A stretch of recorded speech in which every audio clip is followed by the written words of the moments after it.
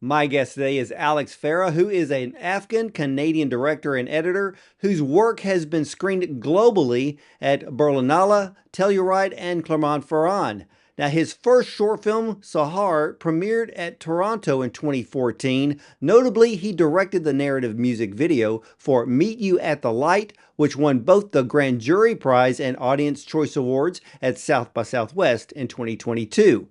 Now, he also edited the 2024 Canadian Screen Award winning short film Motherland, directed by Jasmin Mozaffari. And Alex's recent project, One Day This Kid, premiered at the Toronto International Film Festival in 2024 and won the Grand Jury Prize for Best Narrative Short Film at South by Southwest in 2025. So let's welcome award winning filmmaker Alex Farah and his emotionally powerful short film, One Day This Kid, to the show. Welcome, Alex. Thank you so much. Wow, what an intro. I really appreciate that. You did your homework. Well, I tell you what, I was as I was doing a little bit of research, I was actually felt honored to be interviewing you because I saw Motherland last year and realized that I you were remember, the yeah. yeah, that you were the editor, which told me automatically that with your brand new film, there was going to be no worries on how great the editing was going to be. That's sweet. Thank you. Well, your film, of course, I did a little bit of homework and read some links there, but your film is based on the work of David Voyanovich. I hope I said that right. So tell me about him. So he was a Polish American artist who was working across a lot of different mediums at the time. This piece specifically, untitled One Day This Kid, was a photo text collage. I think it's hanging in the Whitney now, or a limited or an edition of it is. But he was an artist that unfortunately passed during the AIDS crisis, and he had created this text, this prolific text that documented in like a 3 to 4 minute read the lifetime of like a young boy that was going to grow up in a society that rejects him at all costs, all for being gay. And I remember reading this, I don't know, maybe like 25 years after it was written, and just feeling such a gutting and emotional reaction to it, and just thinking like, wow, all of this time has passed, but I still feel this very visceral sort of arresting connection to this artwork. And that's when I had started to explore, like, has anyone ever made anything audiovisual with this before? Is this like untapped ground? Is this something that I could do? um it sort of just took off from there, and I was like, no, I had reached out to the estate that represents the artist, and they were like, they were kind of just like, have at it. And I was like, okay, I have the idea to like make this film that's based on all of my experiences growing up. Is that something that I can do with his text? Like, am I getting permission to be able to explore these very, what I thought to be like nuanced experiences from my own life against this sort of like, I don't know, this kind of iconic queer text that existed in history.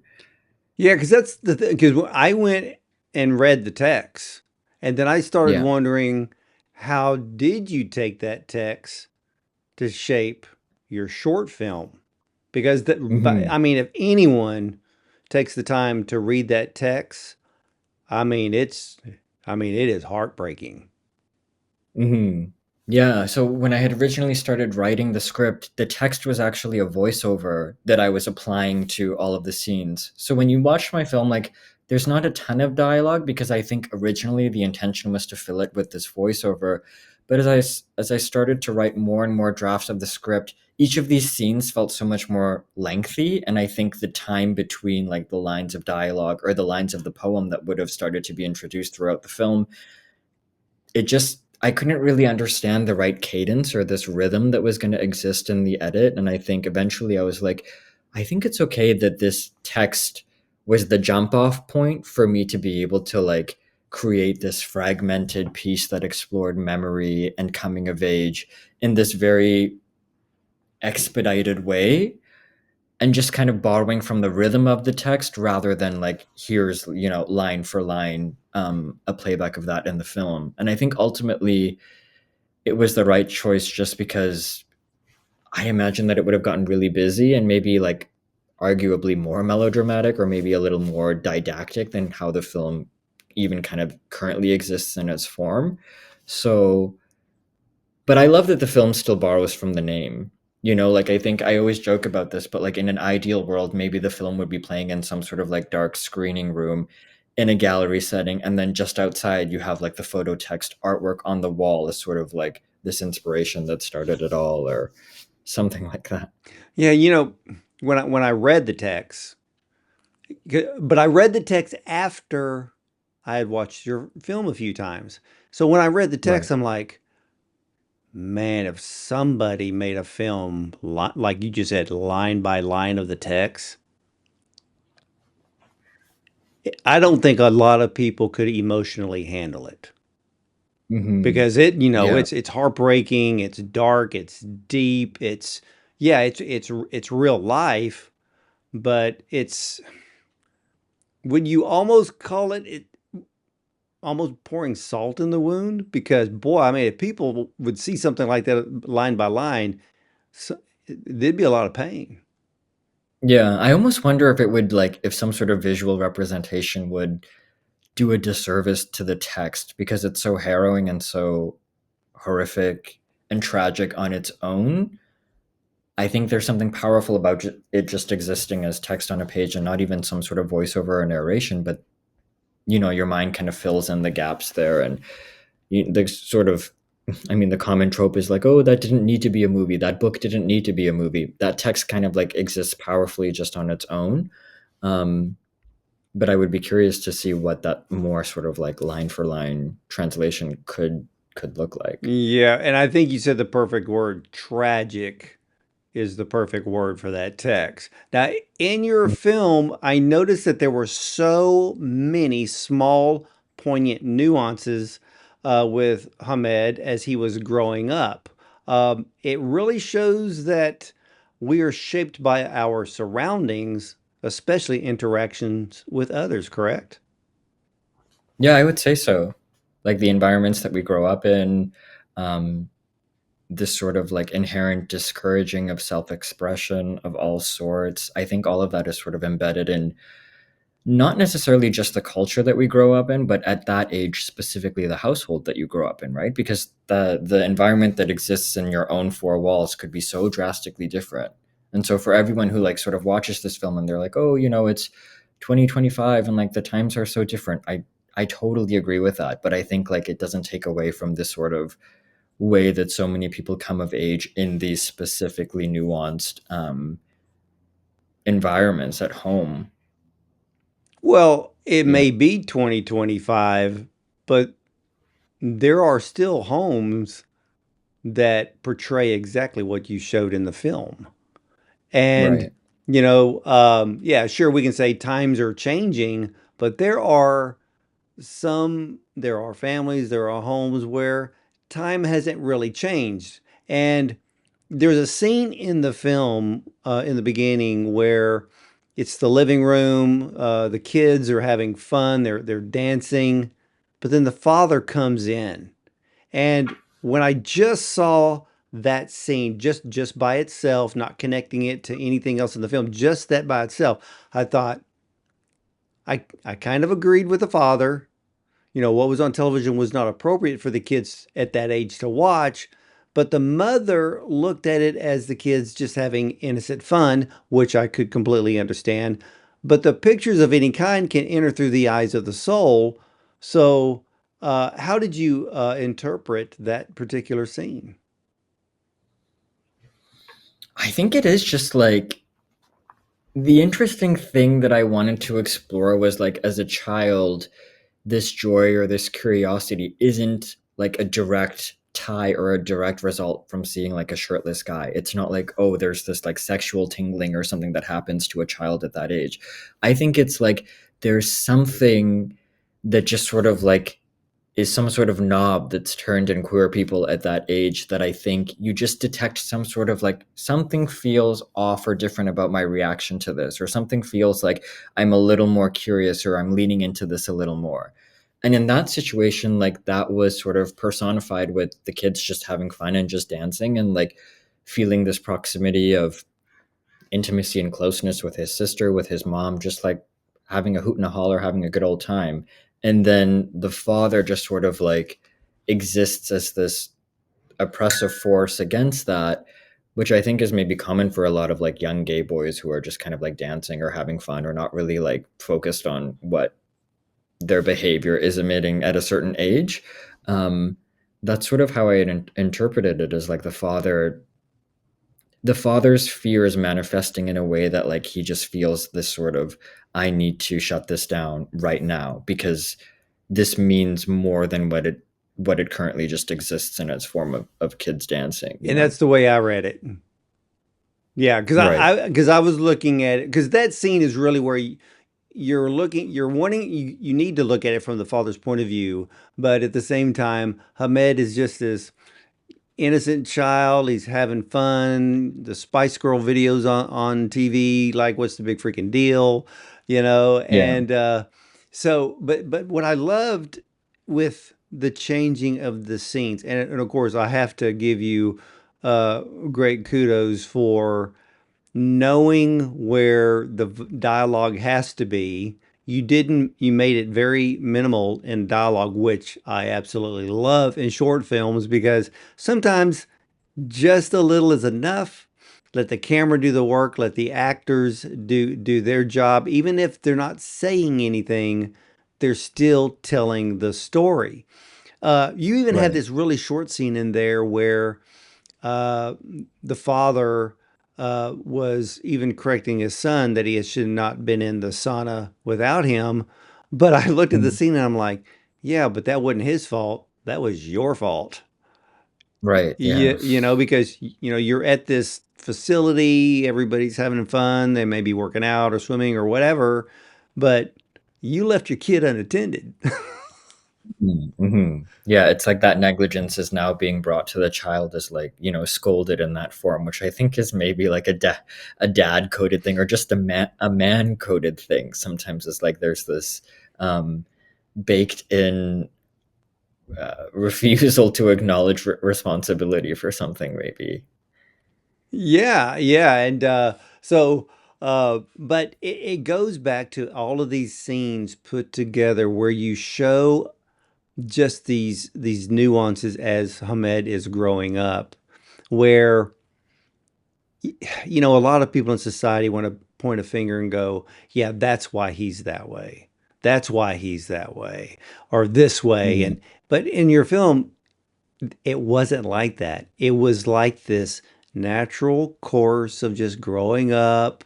You even show him, as a young teenager playing with his friends or blowing up pineapples under the bridge, which I thought was a really kind of funny, cool scene. But so even with sports, you're showing all of these things, and none of these things are actual triggers when it comes to Hamed's sexuality.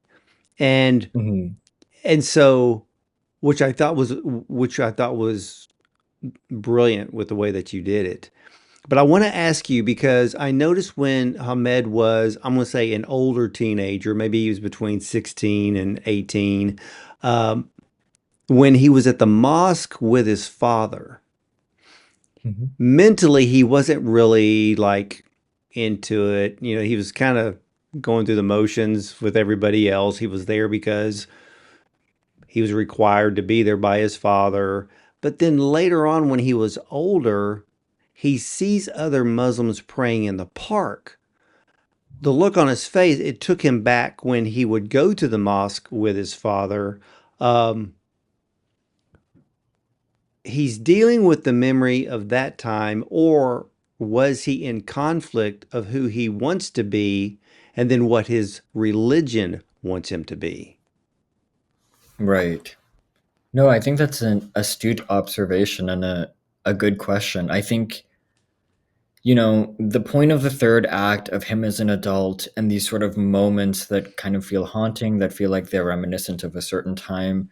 I think I wanted to present this idea that like being out and being openly gay isn't the most like, you know, isn't totally rainbows and butterflies. And there are these moments that harken back to youth and coming of age and our relationships with parents, however strained they might be, that feel um, of another time and sort of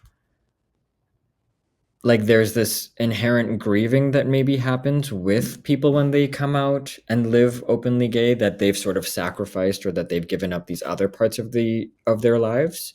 Um, in this case, like the proximity or this closeness to family, that just feels like this thing that was so integral to them, like to their identity, just as the subsequent wedge between any sort of closeness that can come with those family members.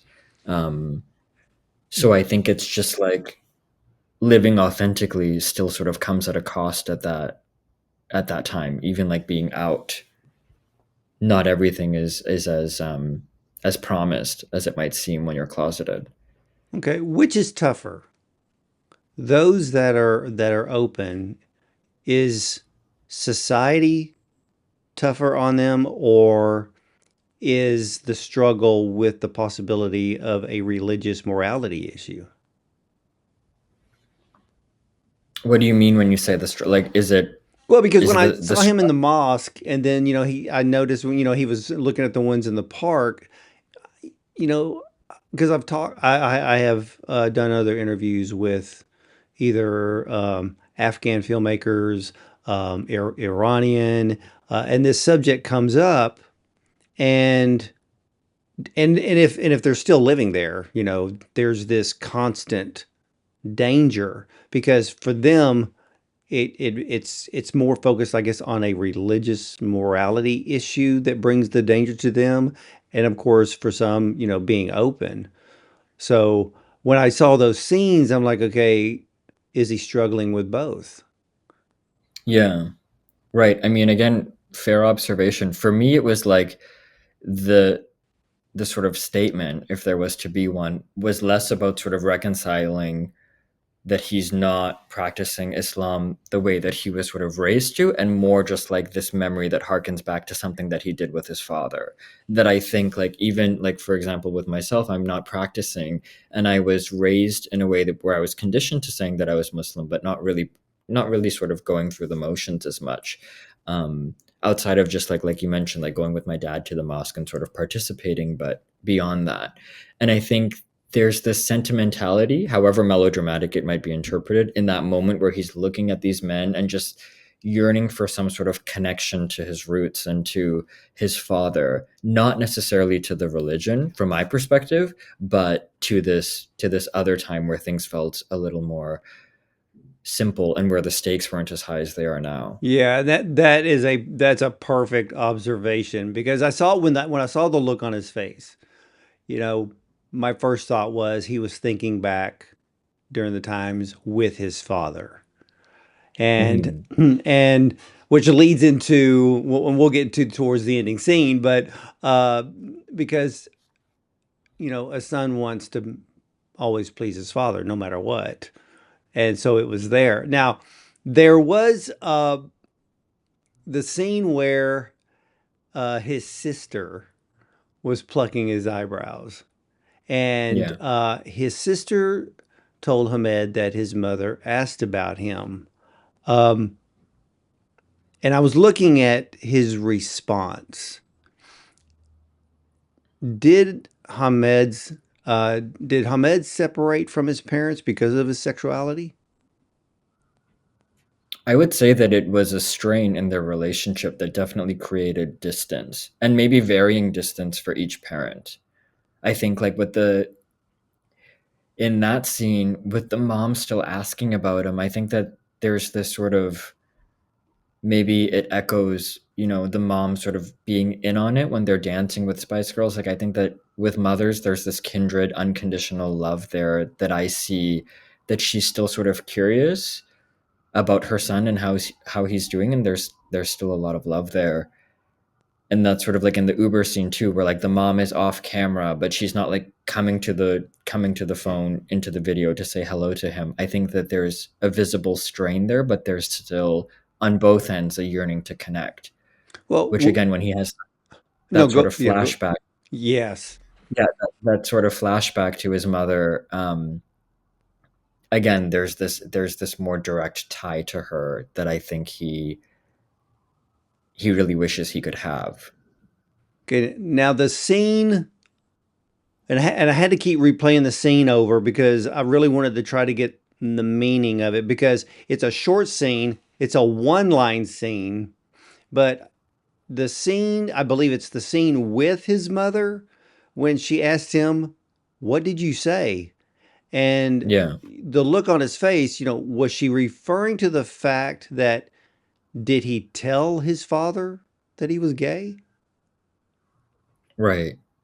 I mean, that scene was like an entirely scripted coming out scene that like ran 2 or 3 minutes. And I was like sort of inspired by my own, almost verbatim, like my own sort of situation with my mom when I had come out, her response and her sort of, conflating homosexuality with being trans and being like, oh, do you want to wear dresses? Do you want to do this? Um, but I think in the edit, I was like, I don't really need all of that. I just need to sort of like show that he's apologizing for something that really broke her heart in that moment and her response. And that being enough of a mental and emotional imprint on his mind that just stayed with him. I don't think I needed to at the time. I didn't feel like I needed to give the whole rundown of the coming out scene. It just sort of existed like that, which I liked. Well, yeah, the simplicity to me made the scene that much more powerful. Because Hmm. I kept replaying it because at first, you hear the line and then it moves on because the scene is not that long. And Yeah. and I wanted to keep going back to make sure that I got the meaning of it because it's not only what she said, it was the look on his face. And Hmm. doesn't he say I'm sorry or so sorry? Hmm. Yeah, I'm And sorry. which which really begs a lot of questions. You know, what was My he favorite thing to do. apologizing for? Yeah, If you really look at right. it, he's wanting to be him, you know, and so where is this apology supposed to land? Was it more of I'm sorry I didn't become what you wanted me to be or am I apologizing because I've embarrassed you? So there's so many things in that one line because that Yeah. one see here's what I love, Alex, is in especially like in short films, one line can hold so much weight and emotion, and that scene does that. I'm glad to hear that. Yeah, I like that, the reception of the film and hearing from a lot of other queer people, not exclusively queer people, but hearing that like I think a lot of people tend to fill in the gaps with this film and sort of like between scenes, maybe because time progresses so fast, it allows people to bring their own experiences. Some people feel like it's just a gay film. Some people feel like it's actually a film about daddy issues or connection to your father or to your parents, and seeing the sort of widespread sort of like response is, feels rewarding to know that it can go down all of these different avenues and still sort of move people in the same way. Well, it's all of those things that you just mentioned. So the great thing is that people are interpreting the film on a broad scale, which I love because sometimes if a film is placed in a particular genre, you lose so much of other types of audiences where this one kind like you said the reception is different, which is great. And Right. but each of the scenes beginning to end, and I'm talking every little scene in this film from beginning to end were again so subtle, but much of the story was told visually, again with minimal dialogue. Your storytelling ability is absolutely excellent, and it shows in this film. And I have to bring up because not only was do I feel honored to be talking to you and learning that you were the not only the editor for Motherland, but I did a little bit of research and I understand that you used the same brilliant cinematographer as Jasmine did with Farhad Gaderi. So what was it Yeah. like working with him? We worked together a few times actually, and the last thing that we made was a music video that also explored this relationship, strange relationship between a daughter and a dad that we had cast in real life. And that also incidentally ended up playing South by Southwest and winning the grand jury prize there. So I feel like maybe we're onto something, like some sort of recipe combo there. But Farhad is just like, I've developed a relationship with him that is just so shorthand, just over the last 5 years or so of working together, that feels so lovely. And I think he's very generous when it comes to my projects. And like, I think because we spend so much time together outside of just working together, there's a lot of, a shared sense of humor, a shared interest and sensitivity when it comes to certain films that we love, certain films that we don't like. Um, yeah, I think, like, we both sort of embrace being melodramatic, which I think a lot of people are kind of like, "That's cheesy," or "That's corny," but, like, we've both really, like, standed firm on our 2 feet and said, like, these are like, we like films that really elicit this sort of response. And if they're not the coolest films or the most sort of exciting, then so be it. Like, we know what we like, and um, I value that sort of transparency in a collaborator. Well, yeah, because when I saw Jasmine's film, I was really I was more than disappointed when she didn't make the short list because she absolutely deserved it, and Yeah. because it was a powerful film, and and then when I was because I'm like you know, with a lot of the short films when it comes for the visuals, go for the cinematic. You know, and if the story Yeah. calls for it, go for the dramatic. You got to have that right look. Tell me about the colorization. Now, did Farhad help you with the idea of a particular color palette for this film? Yeah, I think that's kind of the tricky thing. I think like there are a lot of earth tones in the film, but like with something like Motherland, for example, I feel like, and I tell Jasmine this all the time, like the branding of the film is so front facing and it's so rooted in like that sort of those deep reds, those browns, that kind of like fall color palette that's so pleasing and so like it's just so Motherland. I think that when I think of One Day This Kid, because it spans so much time, it's a little harder to sort of like pinpoint this as the color palette. But for whatever reason, when Farhad and I were in development, purple just kept coming up as some sort of a hue, this sort of like muted, almost lavender. And when you think about lavender in terms of queer rights and it being this sort of like throughout the 90s, this color of resistance, I think that there was, I don't know if that was subconscious or how that sort of ended up in my psyche, but I think there are hues of that in the film that I really like. This sort of milkiness, there's the softness.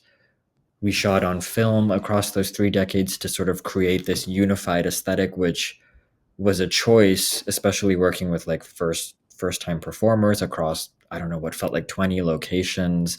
Um, that was a whole thing that was pretty crazy. Well, then how long did it take you to film it? So we were supposed to shoot for 6 days and we ended up shooting for 8 because of Wow. location mishaps, and which is quite a long time for a short. But I think like because the script was so ambitious and we were traveling through time, I really wanted you to feel that sort of like passage. And I think having this again to echo the cadence of the poem, it's like each line being a different line. It was sort of like each scene, each vignette had to exist in a different time and place that gave it more, that made the whole thing feel more full and robust. Yeah, because I noticed that with the color palette, I was looking at it going, okay, I see blues, I see greens, I now see the purple you're talking about. Um, Mm. the film is, it's funny because it leans a bit to the cool side, but there are scenes which kind of barely touch the warm side. So you don't, so from beginning to end, it completely flows in color. And you filmed this on real film? Yeah. Oh my, you are ambitious. I know. When we were doing it, I was like, are we really choosing to commit to this? But I think at a certain point you pull the trigger and it's time to focus. Well, it also makes the acting. when you're on film on point because and I noticed too because with a lot of those scenes I don't think you could really say take two. Yeah, you'd be surprised there weren't a lot of takes. Well, and that's okay because I think every film director needs to do a film on real film, which really tightens up the way that you work on set, and that causes everybody else to be ready to go. Yeah, You know, so I think definitely. it's a great learning tool for a lot of filmmakers. But I want to ask you about one of the most powerful scenes in the film, and that is the car scene at the end. Again, very powerful. It's an emotional scene. Uh, when I looked at it, I was like, this, just the scene alone could almost be Mhm. its own film. And you let the camera do all the work.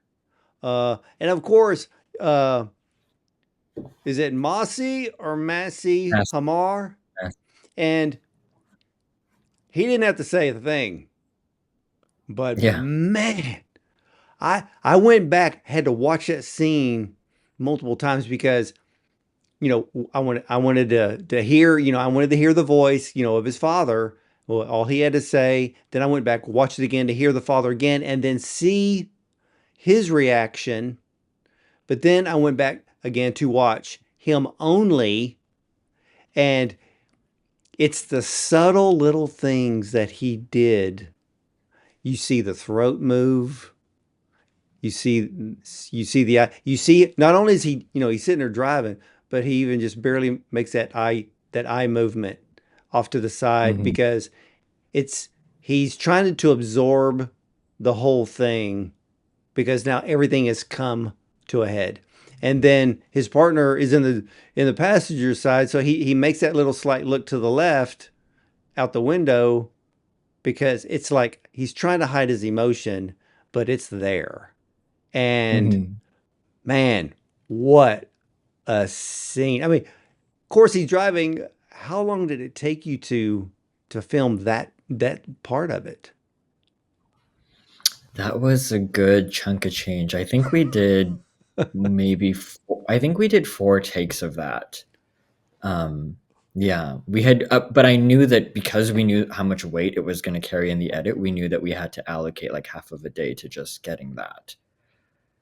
Um, and it's I mean, I the reason that I love that scene so much is because we spend so much of the film racing through time to then just sit on something for, like, 3 minutes, and I feel like for me as a viewer and as an editor, it's a moment that is earned and that we get to just sort of, like, not necessarily relax, but just, like, sink into what this moment means and what this connection lost or sort of, like, strained between, Hamid and his father feels like in that moment. And I think like you, like, watching it and sort of, like, really scrutinizing these idiosyncrasies of behavior, like the hand coming up at a certain point, like the partner's hand coming up, all of those things just feel like I like that the rest of the film sort of tees up this moment. Oh, it does. I mean, it absolutely does. And you know, because now I'm thinking about the dialogue from the father from the voicemail. And Mhm. when one and I'm going to just say when one is at the possibility of the end of their life, they tend to forgive and overlook the things that they disagree with. Um, Mhm. they want peace for themselves, but they also finally show the maturity to also want peace for others. And it took his father to realize that Hamed will always be a son no matter the lifestyle. Right. Yeah. And I think with the look on Hamed's face, I kept looking at the look. I kept over and over again. I'm thinking, okay, he has got because I can't even imagine the beat that he had to use for that scene. because part of it was it's it, it's part sadness, it's part joy, but not to the point of being exuberant, jumping up and down joy. It's almost a relief. Would that be the correct term? Yeah, it's interesting to hear some people describe it as tragic, some people describe it as hopeful. I think this is, again, this idea that you fill it in with some of the gaps, like you're saying, like this sort of insight to when someone is on the last legs of their life or when they're in this sort of position, what's going through their head. And maybe that's coming from some sort of lived experience or something that you've known, someone that you've known in the past. That's why that scene means so many different things to other people. Like I know what it maybe means for me, but I think hearing the responses to that has been really insightful and heartwarming. Well, And to sit. be like sitting with a crowd, and then it's sort of like, I'll typically sit in the back of the cinema or the back of the theater, and my film is usually, as a short film, you're like wedged between a few other short films. But like over the credits, when you hear like hearing people, some are just sniffling, some, like, I remember being in a screening in Montreal where someone was like just audibly sobbing like through it. And just like the reward of that, but also just being like, oh, I think that like you really get under someone's skin or sort of like hit a nerve.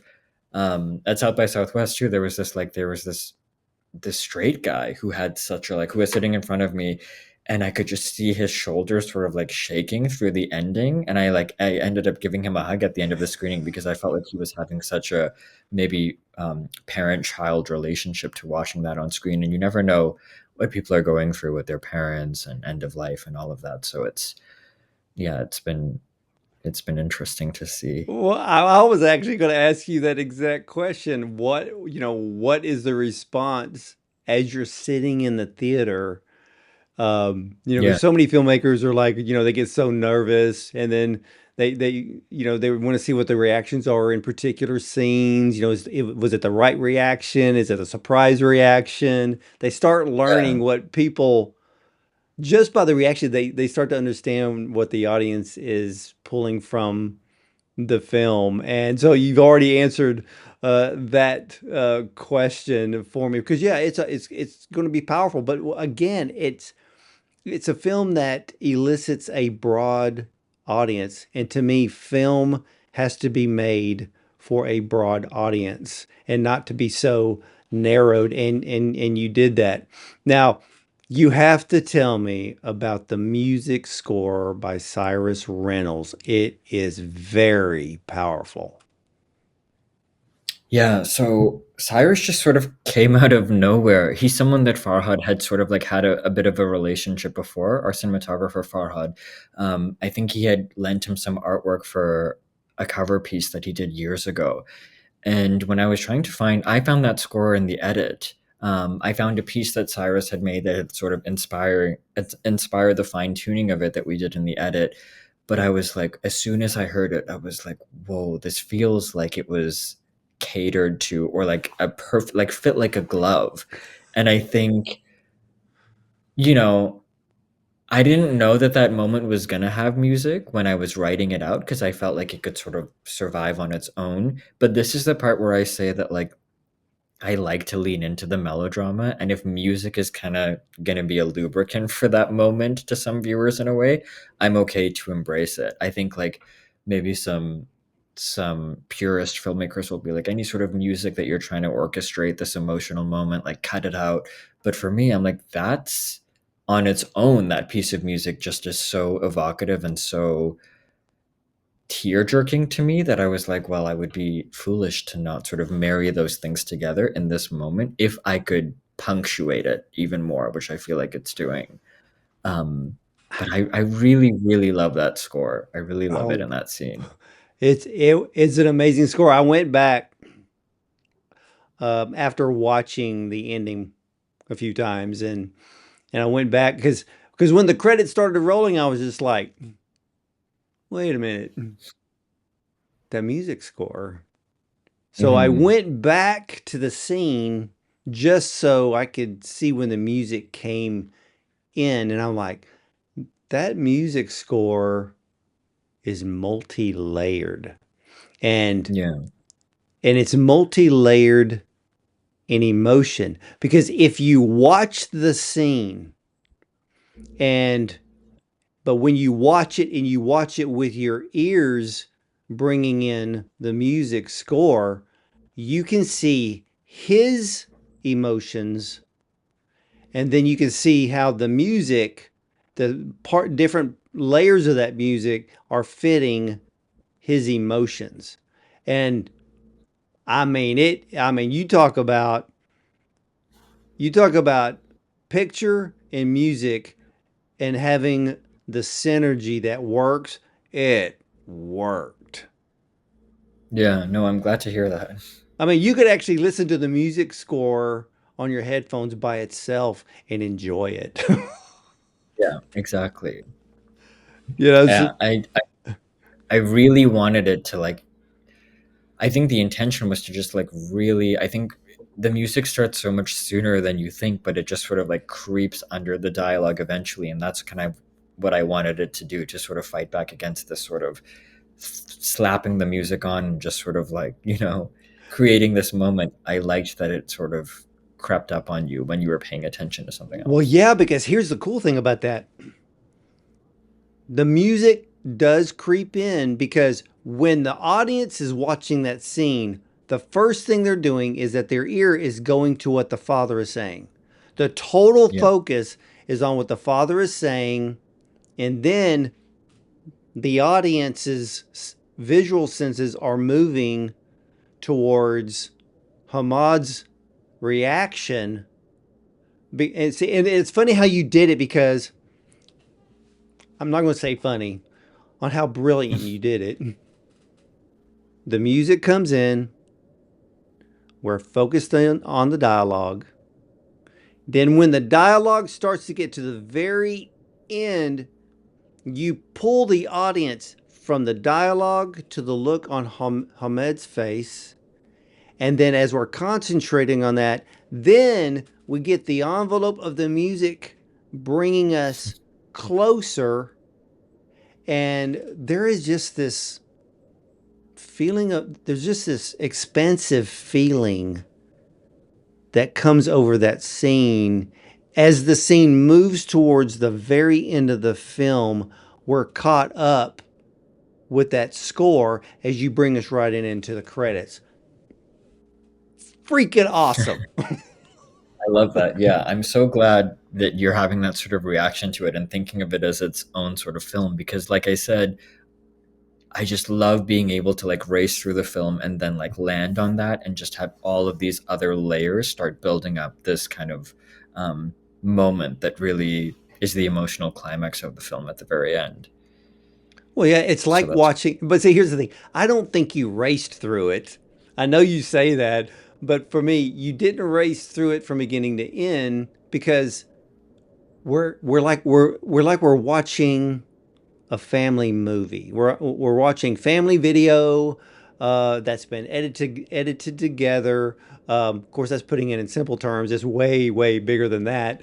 Um, but then it brings us to the scene that close. No, I'm not going to say it doesn't close the whole story. It actually begins yeah, a new one. yeah, definitely. So yeah, Closes the film, but opens the story in a way. yeah. Now is this film is Oscar qualified? It is, yeah. When It did you won get the it? Grand Jury Prize at South by Southwest. Okay, wow. So you have been Oscar qualified for a while. So when you win okay, I want to ask you this question because when you win an award like that, does it help your film to be accepted to other film festivals more easily? Definitely, yeah. Or at least getting waivers to film festivals, I think, because there's so many submissions, so that when they see, this film won a jury prize somewhere, it kind of will, if your festival submission budget is starting to become abysmal like ours was, it really helps to be able to like get some of those waivers. And programmers will have relationships with other programmers at other festivals. I'm sure they talk. Yeah, after that South by win, because the film world premiered at Toronto, like, I don't know, 6 months before it played at South by Southwest. So screening in Texas really felt like this kind of like second life, or the second win that was being attributed to the film. And that's where, you know, cut to 5 months later, the Oscar campaign, all of it just started to ramp up, and you're like, whoa. It just, I feel like you never know with short films, like what's gonna, with maybe with film in general, but with shorts, they they have a lot of longevity sometimes, and how far they can go and what they can do for you. So this is all very new. Yeah, they do if you get the right break. And Mm, I have seen, and this is why best live action short categories are the most competitive.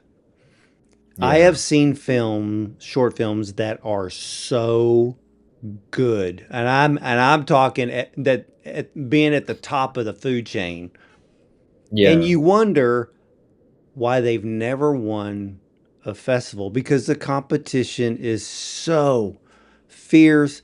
Judges have a different eye, Yeah. and I will see films and I'm like, that's got Oscar written all over it because you can kind of tell with the way some of these films are, and and then there are those that I've talked to those who won Sundance, who won South by Southwest, who won Cannes, and Hmm. you know when you get those, they're always a great surprise, which I love because I love the fact that filmmakers are never, they're not guaranteed a win, but when it happens, and then it carries them throughout the rest of the year. It's almost like getting the golden ticket per se. Yeah. So Right.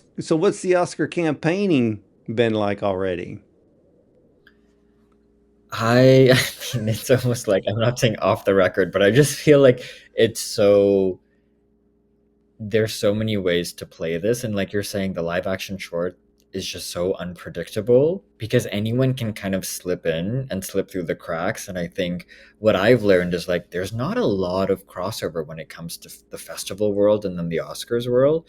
Like you can be qualified to submit to the Oscars without even playing a festival if you kind of like play your cards right and do that whole theatrical window. Yeah. But campaigning is just, I'm kind of learning that it has a lot to do with resources and money, and in some cases brand sponsorships and EPs and all of this, that like, a little bit of a peek behind the curtain that I got last year with Motherland. But like you're saying, the shock and devastation to see a film that, from my perspective, did everything right not get on the short list, you're like, it really keeps your expectations at bay. And you're like, okay, well, just so you know, you can do all of that and still not move through the race. And that's just something you have to be okay with. And again, maybe Jasmine sort of softened the blow on my end in case that fate ends up being the same.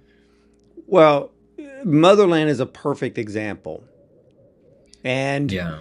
I tell people when they become Oscar qualified, number one, you need to protect your mental health. Totally. Yeah, I Like, mean, people do not know.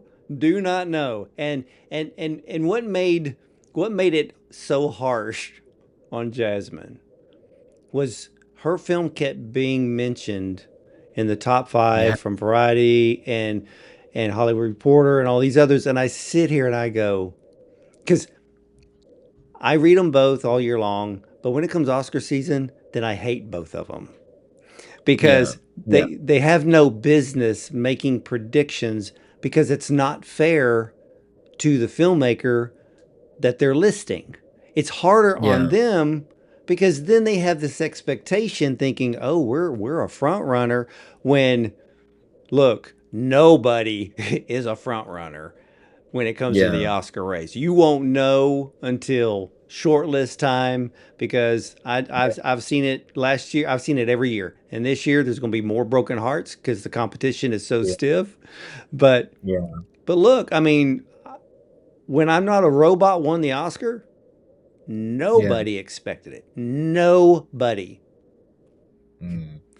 right. So, but I mean, but no, go ahead, they did Alex. have the New York. They had the New Yorker, the support of the New Yorker behind them, which isn't. It's not for nothing, right? Oh, Like, I love the fact that the New Yorker supports the short film genre. I mean, yeah, so many kudos to the New Yorker for what they do for short films. And, but they don't play that game. They put them out yeah, there, they allow you to see it, the public to see it. And, but the public's not the one voting. And I always tell people, look, you have a decision to make if you're going to be, if you're Oscar qualified. You're either going to learn to play the game and you yeah. play to win, or you look at the fact that the amount of money you're about to spend, I could go do another film. I've had people who literally walked away from their campaigns like, you know what, I'd rather have the money to go make another film. I know. I mean, I'm not far from that. Like, it's just so easy to just, and especially when you see other teams and like fake publications coming out, this list, that Oh, list. You're they're like, all wow, people. fake.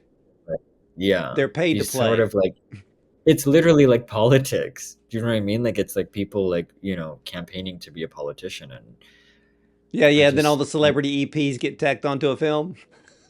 yeah, yeah, Yeah, for sure. but that only works. And then That only works if the EP is an Academy member.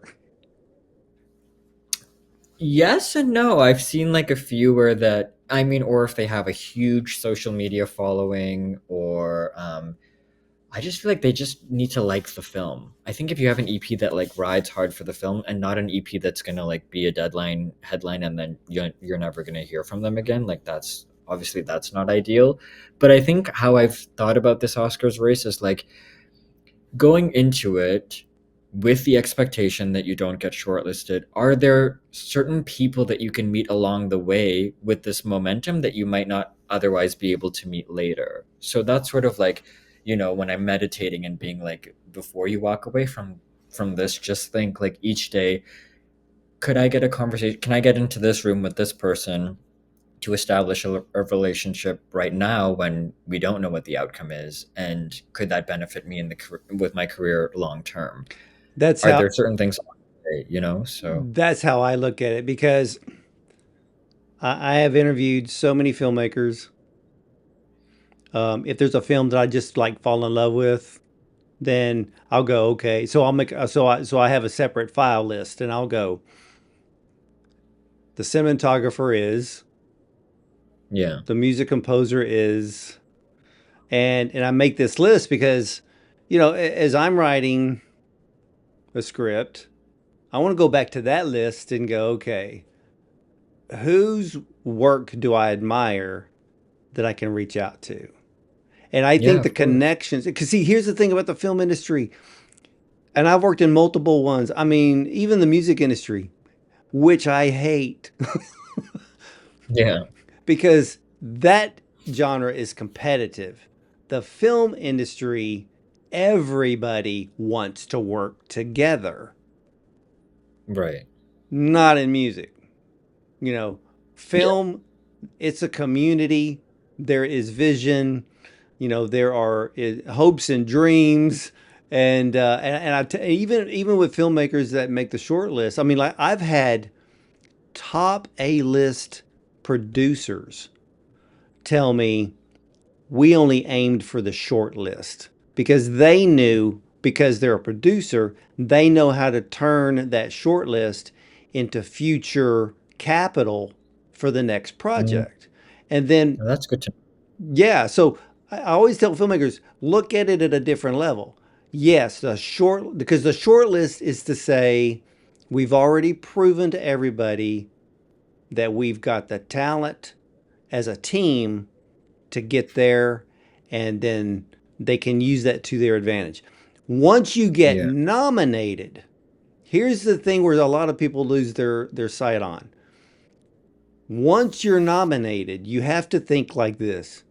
Forever and ever, you will always be introduced as Oscar nominated blank.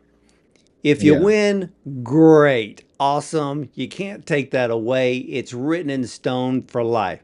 But so is being Oscar nominated.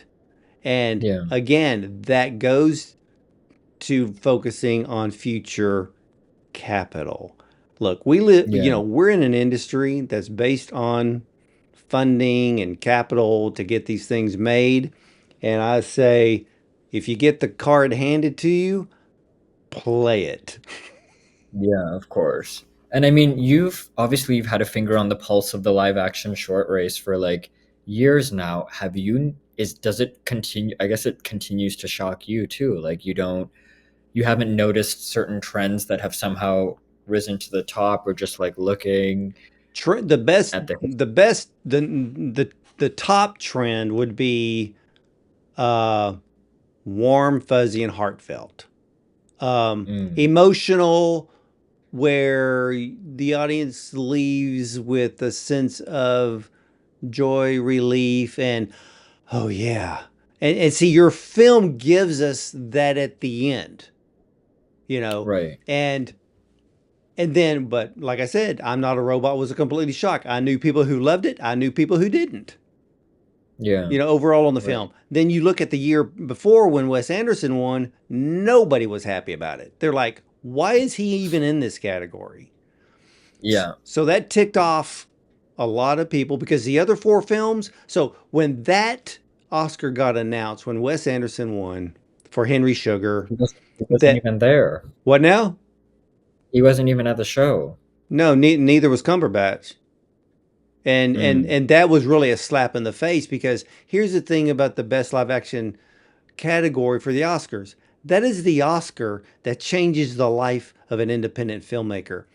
It does yeah. nothing to Wes. Wes puts it on his mantle. He goes on to the next job because some studio is going to hire Wes to direct and they just go on their merry way. It means absolutely nothing. The other four Yeah. films. So, what I did was on that year, I took all those films.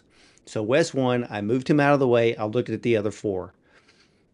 I knew who should have won, but all four films, all the other four, were so close in their emotional feeling. And then I was talking to some others and we kind of understood that the possibility was yes, it ends up being a click group for some because some people will just vote for whoever and never watch the films.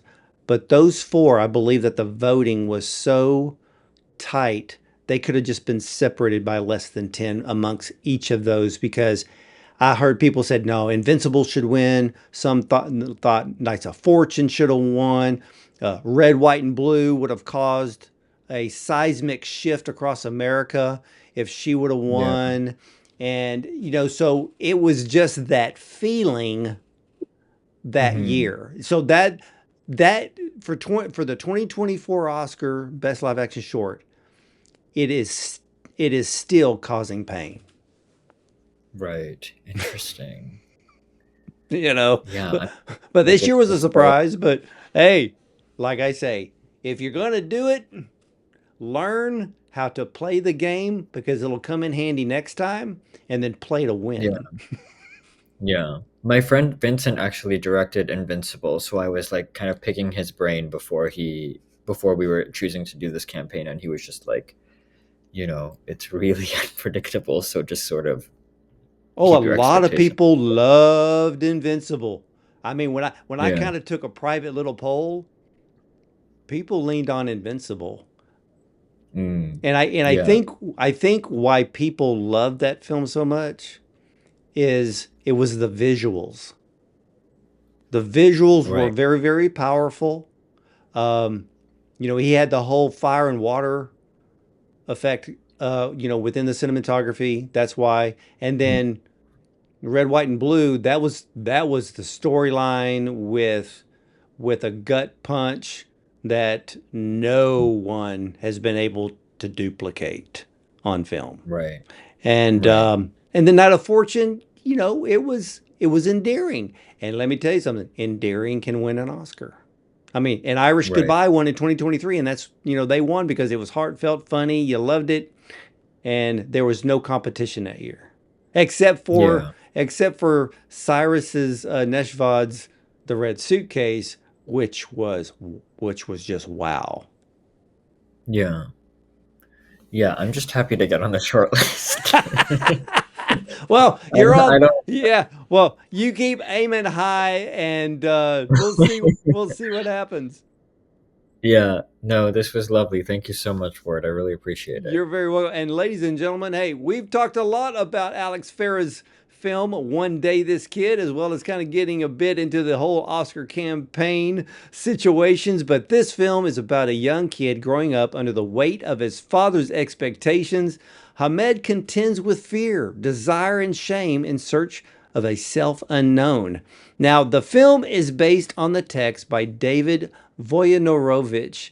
And if that text was made into a film, it would break your heart, and much has changed, or has much has changed in the last 35 years. But Alex's One Day This Kid is a silent reminder that society still sees people differently. Parents have an idea how they want their children to be when they grow up, but it doesn't always work out that way. Now, in many cases, it can take years of acceptance to rise, and then it's too late, as many memories could have been made in the presence of love and acceptance. One Day This Kid is a poignant, powerful, and emotional film. One I hope shows that we shouldn't withhold love just because we disagree. Love is a bridge not to be burned, but to find every opportunity to cross it with arms and heart wide open. The storytelling, it's very powerful. The acting is stellar, and the cinematography and the music score are of the highest quality and has rightly earned to be an award-winning film. And again, Alex, I want to thank you so much for sharing your incredible film with me today, and much success to you in your Oscar run. Thank you so much. What a beautiful closing. Really appreciate it. Thanks again, Ward. You're very, very welcome. And ladies and gentlemen, if you get a chance to see One Day This Kid, you're going to see, well, I should say you're going to feel this actual film. And that's what films should do. It should move us to our core. So, ladies and gentlemen, you can catch all of the Bond on Cinema interviews at bondoncinema.com. Check out our Prime show, our YouTube channel. And yes, you can listen to us on Spotify, iTunes, Audible, and more. And remember, you're either going to see me at the movies or from the red carpet.